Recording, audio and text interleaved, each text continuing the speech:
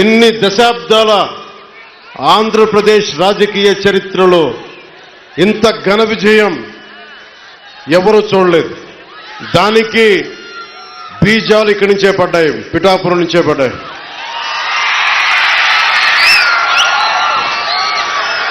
మీరిచ్చింది మామూలు శక్తి కాదు.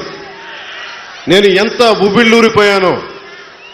గెలుపు పిఠాపురంలో కూటమి తరపున జనసేన ఆధిక్యతలో ఉంది. పవన్ కళ్యాణ్ మనకి మెజారిటీ ఇంత ఇంత చెప్తా ఉంటే అనుక్షణం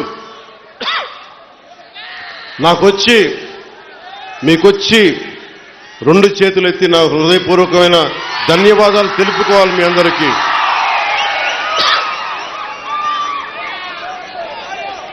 అనుక్షణం ఉబిళ్ళూరని.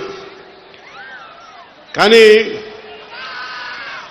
నేను ఒక కూటమిని కీలకంగా భారతీయ జనతా పార్టీ అగ్రనాయకత్వంతో సంప్రదింపులు జరిపిన వాడిని, కూటమిని ముందుకు తీసుకెళ్లిన వాడిని కాబట్టి నాకు బాధ్యతలు ఎక్కువైపోయాయి. ఢిల్లీ వెళ్ళాను, అందరినీ తీసుకెళ్ళాం, అందరితో మాట్లాడాం. మనకి ఏమేం కావాలి, ఎలాంటి పరిస్థితుల్లో ఉన్నాం వివరించే పరిస్థితులతో పాటు నాకు నిజానికి చెప్పాలంటే నేను ఎమ్మెల్యేగా కూడా అసలు నేనేం అనుకోలే.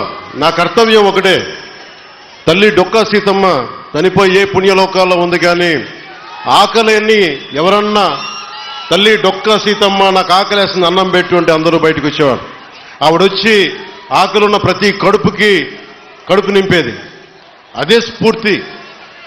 అదే స్ఫూర్తితోటి కష్టంలో ఉన్న మన సగటు మనిషికి నిలబడాలి అన్న తపన తప్ప దాంట్లో పదవులు వస్తాయా, అధికారం వస్తా నేనేం ఆశించలే. కానీ ఈ రోజున ఉప ముఖ్యమంత్రి ఇక్కడ ఎమ్మెల్యేగా గెలిపించడమే కాకుండా నేను